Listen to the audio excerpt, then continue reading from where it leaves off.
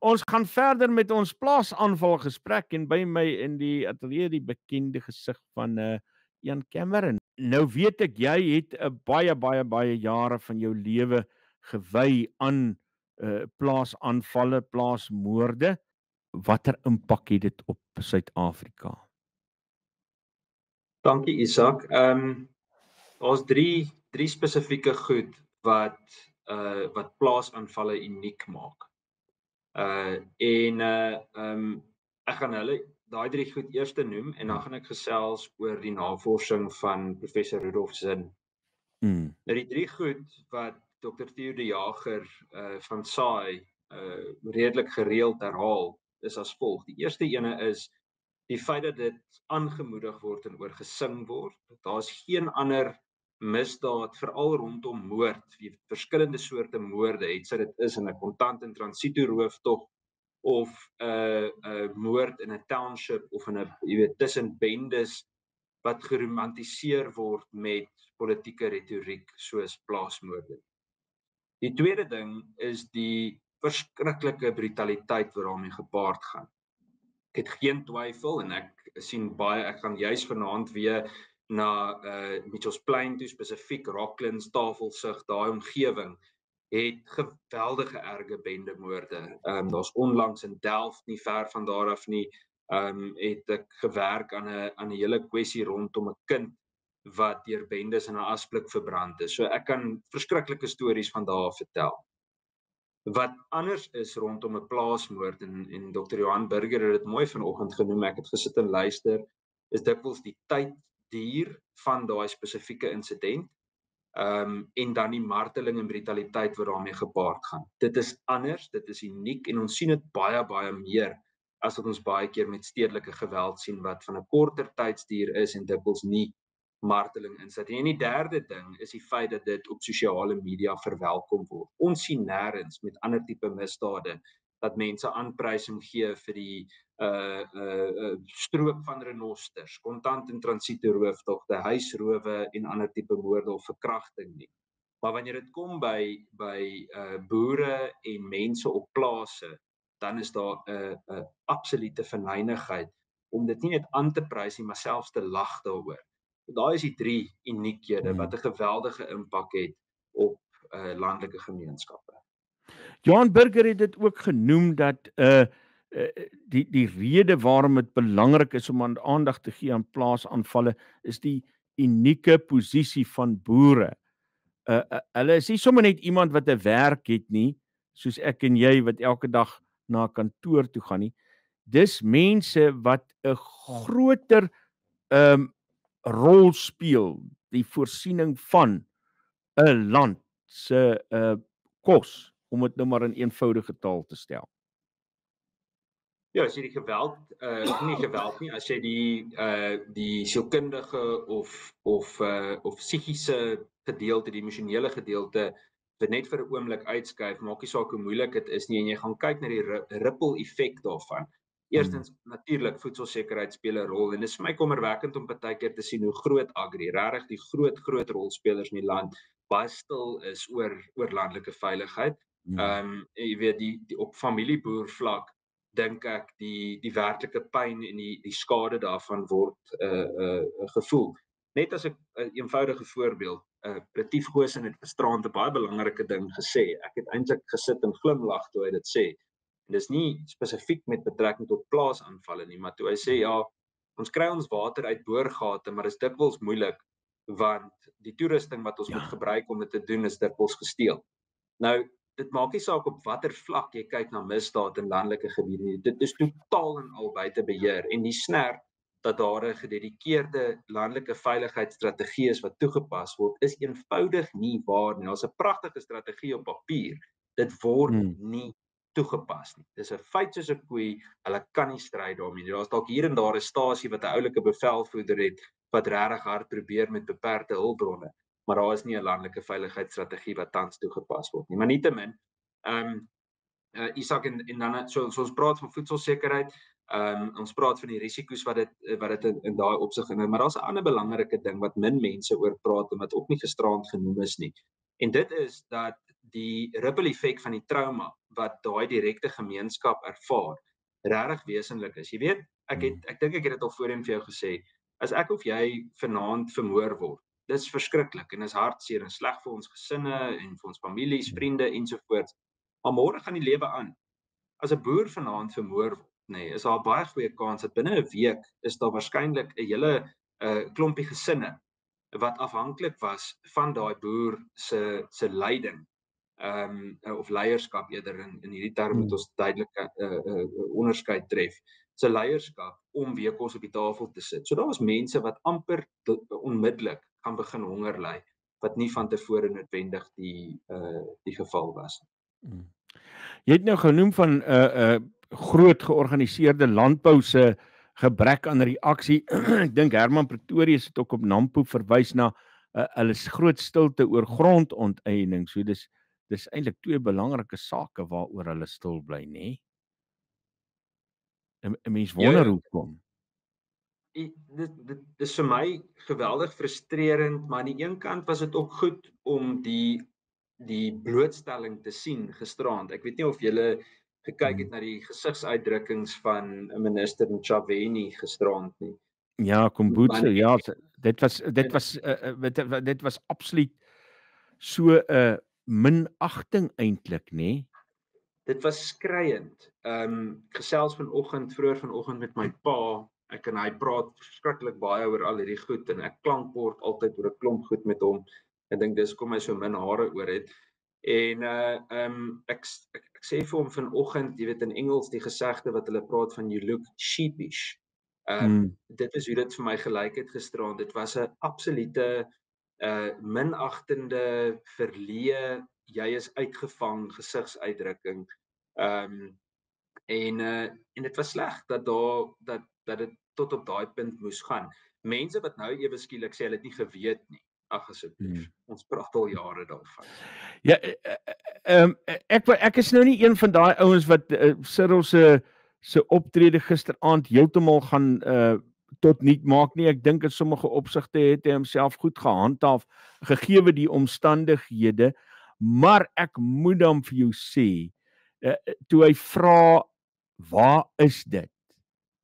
Vir 'n president van hierdie land wat self 'n boer is. Ja, that question, hy daai een het vir hom ontbloot, nê? Geweldig ontbloot. Die stukkie van die video wat ek verstaan, wat gesien is, was ook rondom die die kruise. Die kruise, maar spesifiek toe al daai optogte was vir 'n paar jaar. Ek dink dit was in Oktober. Ek sukkel altyd om al die verskillende terminologie te onthou vir optogte. Swart Maandag en sulke goeters. Ja, en ek het eintlik gepraat by een van daai Swart Maandag optogte destyds by die Voortrekker Monument en ek onthou in daai tyd was al geweldig baie plekke waar kruise langs die pad geplant is. Nou wat vir my gisteraand gedui het op swak voorbereiding deur die president was die feit dat hy nie bewus was dat van daai beeldmateriaal langs die snelweë nie net van die monument was nie, maar tydens die tyd wat mense protes aangeteken het teen plaasmoorde. So of dit was 'n moetswillige ding, ek kan nie namens hom praat nie, of dit is werklike onkunde en partykeer voel dit vir my soos 'n bietjie van albei. Daar's amper 'n totale nalatigheid wanneer dit kom by goed wat belangrik is vir mense wat nie binne in sy politieke narratief pas nie. Daar's in die media, groot media vanoggend en op sosiale media is daar 'n groot gewag gemaak van Donald Trump wat vir Cyril Ramaphosa in 'n lokval ingelei het. Ek sukkel om te sien hoekom dit nou kon sy se lokval sou wees. Help my reg, Ian. Dis absoluut 'n snert. Dis glad nie 'n lokval nie. Ek dink dit was 'n bitterharde hou. Ek dink dit het die wind heeltemal uitgeslaan. Maar wat anders moet 'n mens doen dat iemand luister, Isak? Hoeveel keer moet ons praat? Jy weet, vanoggend lees ek van 'n swart vrou wat wreed vermoor is naby Vryburg in 'n township. Skryf 'n stuk daaroor. Dis absoluut tragies. En daar word gepraat oor geslagsgeweld ensovoorts. Maar wanneer dit kom by plaasaanvalle, ongeag die ras van die slagoffer, dan is daar net 'n absolute ampere ontkenning daarvan. Amper, jy weet, ons moet dit net nie noem vir wat dit is nie. Gister in die polisiekomitee moes ons 'n verslag aanpas wat gesamentlik opgestel is tussen die landboukomitee en die polisiekomitee. En die afwatering van sekere mense oor plaasaanvalle was skrikwekkend. Jy weet, so ver dat een lid van die ANC sê nee, we shouldn't talk about farm murders anymore, we should speak about rural murders. Want alles in 'n landelike gebied tels. Ek sê maar, goeieste julle, hier's plaasaanvalle. Ek het tonele bygewoon wat 'n aanval tot 11 ure lank geduur het, nê? Nee? En die marteling was verskriklik. En daar's so baie voorbeelde daarvan. Ek onthou die eerste plaasmoord hofsaak wat ek bygewoon het, was van 'n boer in naby Potchefstroom wat agter sy bakkie gesleep is, nê. Al daai goed was in die media. Die president en Key het gekies om nooit aandag daaraan te gee nie. En dan die seksuele aanrandings, verkrachtings en goed wat daarmee gepaard gaan, nê? Ja. Dit word ook stil, daar word niks oor gesê nie.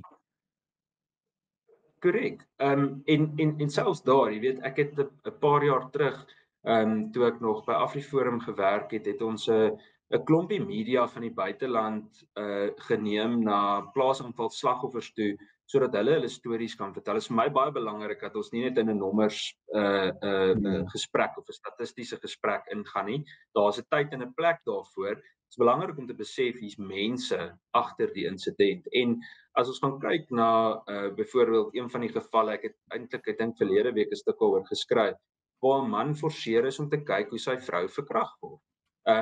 Dit is 'n absolute tragedie.